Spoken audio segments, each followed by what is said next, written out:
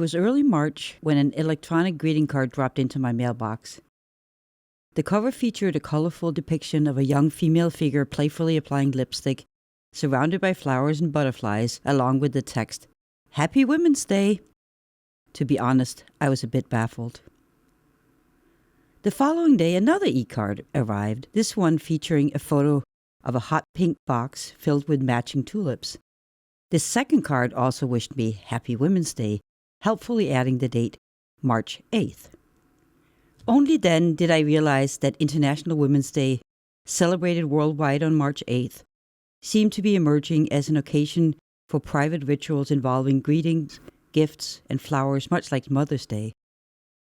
If that is indeed the case, it will be yet another transformation of a holiday that since its inception in the early 20th century has undergone vast changes. The first Women's Day celebration took place in Chicago on May 3, 1908. Organized by the U.S. Socialist Party, it brought together an audience of 1,500 women who demanded economic and political equality on a day officially dedicated to the female workers' cause. The following year, women gathered in New York for a similar celebration. Inspired by these American initiatives, European socialists soon followed suit. At the International Women's Conference, which preceded the general meeting of the Socialist Second International in Copenhagen in August of 1910, leading German socialists Louise Sitz and Klaus Zetkin proposed the establishment of an annual International Women's Day as a strategy to promote equal rights, including suffrage for women. More than 100 female delegates from 17 countries unanimously endorsed the proposal. What would seem a fairly innocuous gesture marked a significant break with socialist tradition. Though ideologically committed to human equality, socialists had long argued that women's liberation would only materialize under socialism, and the only way for working-class women to improve their lot in life was to join working-class men in their struggle. Feminism was seen as a cause for middle and upper-class women with their own class interests in mind. Yet fearful that the feminist demand for female suffrage might attract too many working-class women, socialist leaders decided to embrace it. Still, they insisted that the vote was a means to an end, not an end in itself. On March 18, 1911, on the 40th anniversary of the Paris Commune, International Women's Day was marked for the first time. More than 1 million Austrian, German, Swiss, Polish, Dutch, and Danish women took part in marches and meetings. The Austrian-Hungarian Empire alone witnessed more than 300 demonstrations. In the following years, similar events spread across the European continent. Generally spearheaded by socialist women, demonstrations called for women's rights and female suffrage, and many feminists readily joined their socialist sisters. The outbreak of the First World War in 1914 halted much of the international collaboration that had underpinned International Women's Day and sowed deep divisions among socialist women. Some supported nationalist sentiments, while others protested the war and called for working-class unity across national divides. Eventually, many of these women, including Claire Zetkin, would abandon socialist parties who rallied around the war effort and instead embrace communist parties and organizations. Yet if International Women's Day generally floundered during the war years, it was an International Women's Day celebration that ultimately triggered the Russian Revolution. Russian women had first celebrated International Women's Day on March 8th in 1913. 4 years later, on March 8th of 1917, working-class women in St. Petersburg, exasperated by rising food prices and rapidly deteriorating living conditions, led a demonstration calling for an end to war and political autocracy. Once unleashed, their cries for bread and peace could not be quelled. By March 12th, Tsar Nicholas II was forced to abdicate. The events of 1917 in Russia ended up setting the date for the celebration of International Women's Day not only in Russia, but across the rest of Europe.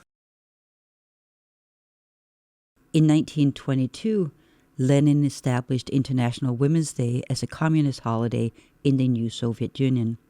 The same year, Chinese communists began to celebrate it, and after the founding of the People's Republic of China in 1949, it was proclaimed an official holiday. Spanish communists used March 8th of 1936 as the occasion to stage a huge demonstration in Madrid demanding protection of the Spanish Republic against a growing fascist threat.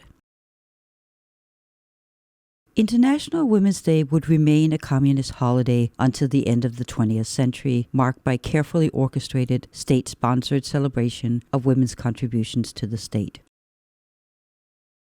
As women in the United States and across much of Europe gained suffrage in the wake of the First World War, much of the momentum for International Women's Day celebrations waned.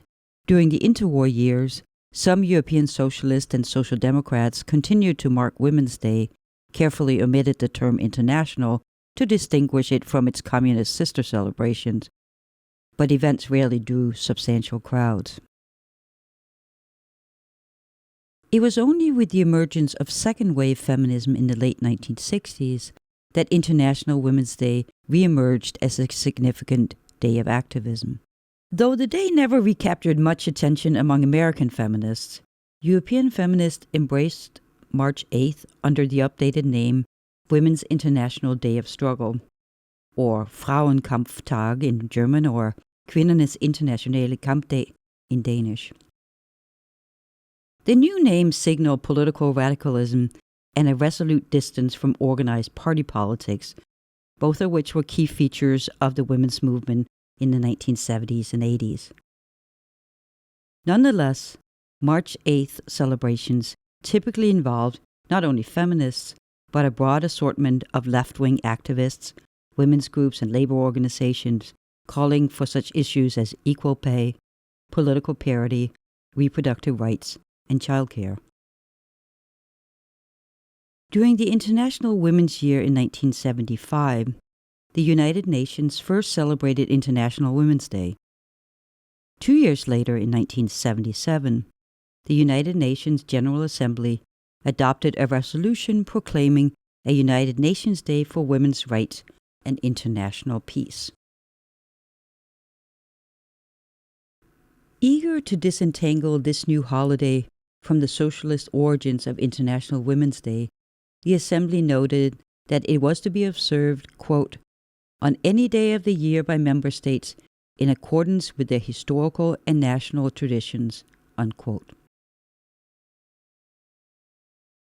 Moreover, in contrast to contemporary feminist practices of casting it as a day of protest, the United Nations billed it as, quote, a time to reflect on progress made and celebrate acts of courage and determination of ordinary women, unquote.